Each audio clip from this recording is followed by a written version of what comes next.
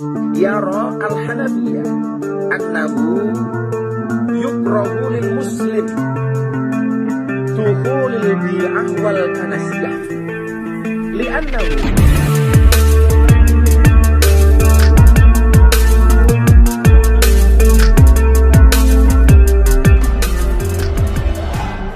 Sejak beredar video Gus Miftah ceramah di gereja, berbagai bentuk kritikan dari beberapa tokoh bahkan hujatan dan bulian dari netizen dilayangkan kepadanya. Beberapa tokoh pun turut menanggapi, termasuk dari Kiai NU Gus Najih Maimun, putra dari Kiai Maimun Zubair. Orang yang bernamanya Agus Miftah, sebetulnya dia bukan Agus, artinya bukan anak Kiai. Begitu juga Gus Arifin, itu bukan anak Kiai ya.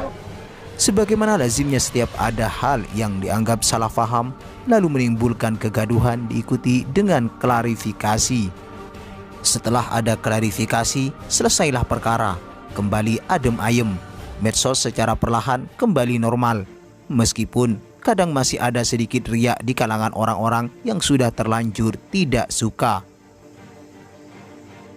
Begitu juga dengan Gus Miftah yang melakukan klarifikasi untuk meluruskan pandangan yang dianggapnya salah faham. Bahkan untuk memperkuat klarifikasinya, ia membacakan sebuah redaksi kitab yang disebutnya sebagai dalil dari salah satu kitab ensiklopedi fikih lintas madhab Mausu'ah Fiqhiyah Al-Kuwaitiyah. Hanya kemudian klarifikasi dari Gus Miftah ini ternyata tidaklah berakhir, malah menimbulkan kegaduhan baru yang tak terduga. Dalam media sosial, kegaduhan itu muncul terkait dengan dalil yang dibaca oleh Gus Miftah yang dalam dunia pesantren disebut dengan takbir atau ibarat. Tentu saja yang mendeteksi kesalahan baca ini adalah dari kalangan santri, sehingga netizen santri pun melakukan koreksi terhadap bacaan Gus Miftah. Sebab dalam dunia pesantren, bisa baca kitab kuning memang menjadi tolok ukur untuk memahami agama melalui teks kitab kuning. Demikian ketat pembelajaran kitab kuning di kalangan pesantren. Ada beberapa bacaan Gus Miftah yang oleh pengguna media sosial kalangan santri disebut kesalahan mendasar dalam kacamata nahwu ilmu gramatika Arab. Bahkan ada satu kata yang juga salah baca dan itu pun berulang-ulang. Akhirnya menimbulkan kecurigaan dari kalangan mereka. Jangan-jangan memang tidak bisa baca kitab. Begitu di perbincangan netizen dari kalangan santri. Setidaknya berikut ini kalimat atau kedudukan kata yang dikoreksi oleh netizen santri atas bacaan Gus Miftah. Pertama, kata duhul oleh Gus Miftah dibaca kasroh, dukhuli. يرى الحنفية أنه يكره للمسلم دخول البيعة والكنسية. Ini menurut perbincangan netizen santri salah karena kata duhul berkedudukan naibul fa'il dari kata yukrohu yang hukumnya rofa. Mestinya adalah dibaca dukhulu dengan dhammah sebagai tanda rofa. Kedua, kata kanisah yang artinya gereja oleh Gus Miftah dibacanya kanasiyah. يكره للمسلم دخول البيعة والكنسية. Dalam kamus bahasa Arab, gereja bahasa Arabnya adalah kanisah. Ketiga, juga ada pada kata dukhul dalam mengutip pendapat Hanabilah. Gus Miftah membacanya kasroh atau jir. وذهب الحنابلة إلى أن للمسلم دخول بيعة وكنسية ونحوهما. Dalam pandangan netizen santri, itu mestinya dibaca fathah karena menjadi isim dari amil nawasih innah yang beramal menasabkan isim dan merofakkan khobar. Justru pada atofnya Gus Miftah membacanya benar, yaitu pada kata wassolata. وذهب الحنابلة إلى أن للمسلم دخول بيعة وكنسية ونحوهما والصلاة في ذلك. Keempat, juga pada kata kanisah yang dibaca kanasiyah, yang seharusnya dibaca kanisah yang berarti gereja. Kelima, kata wassolah yang mestinya ikut pada kata biduhuli melalui atof yang dibaca kasroh. Gus Miftah membacanya fathah.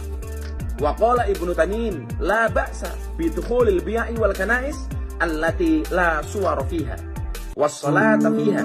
Lagi-lagi kesalahan pada kata kanisah yang dibaca kanasiyah. La ba'sa bis salati fil kanisiyah an-nadifah. Keenam, kata karihi. Gus Miftah membacanya dengan karihi dengan kasroh. Padahal kata netizen santri itu kalimat madi yang hukumnya adalah mabni fathah, mestinya adalah kariha.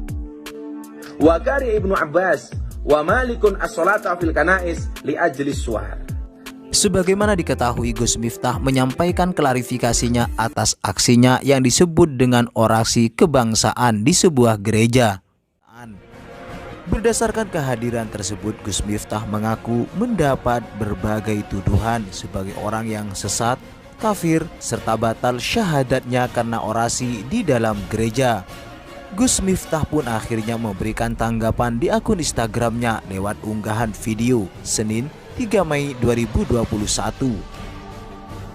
Dalam klarifikasinya, Gus Miftah menjelaskan bahwa kehadirannya di sebuah gereja di Jakarta Utara di GBI Penjaringan atas undangan panitia. Saat itu, ia hadir bersama Gubernur DKI Jakarta Anies Baswedan, Sekjen PBNU Gus Helmi, dan beberapa tokoh agama lainnya. Gus Miftah juga menjelaskan bahwa acara yang mereka berikan ke dirinya judulnya adalah orasi kebangsaan dalam peresmian GBI, bukan dalam rangka peribadatan. Gus Miftah menyebut gara-gara itu banyak label yang kemudian ditempelkan ke dirinya. Atas hujatan itu, Gus Miftah merasa itu sebagai tantangan dalam dakwah saat ini. Gus Miftah pun menampilkan argumen yang dikutipnya dari Mausu'ah Kuwaitiyah Al-Fiqhiyah, ensiklopedi persoalan fikih dalam pandangan 4 madhab. Dalam redaksi yang dibaca oleh Gus Miftah, madhab Hanafi menyatakan makruh masuk gereja karena di dalam gereja adalah tempat berkumpul setan, bukan dari sudut tidak bolehnya masuk gereja. Sebagian pendapat dalam madhab Syafi'i bahwa tidak boleh bagi orang Islam masuk gereja tanpa ada izin, dan pendapat sebagian madhab Syafi'i yang lain tidak haram masuk gereja tanpa ada izin dari mereka. Dalam redaksi yang dibaca oleh Gus Miftah, madhab Hambali berpendapat boleh masuk gereja dan tempat ibadah lainnya dan bahkan sholat di dalamnya. Hanya saja Imam Ahmad menghukumi makruh jika di dalamnya terdapat gambar. Satu pendapat lain berhukum mutlak, ada gambar atau tidak. Itu tercantum dalam kitab Ri'ayah.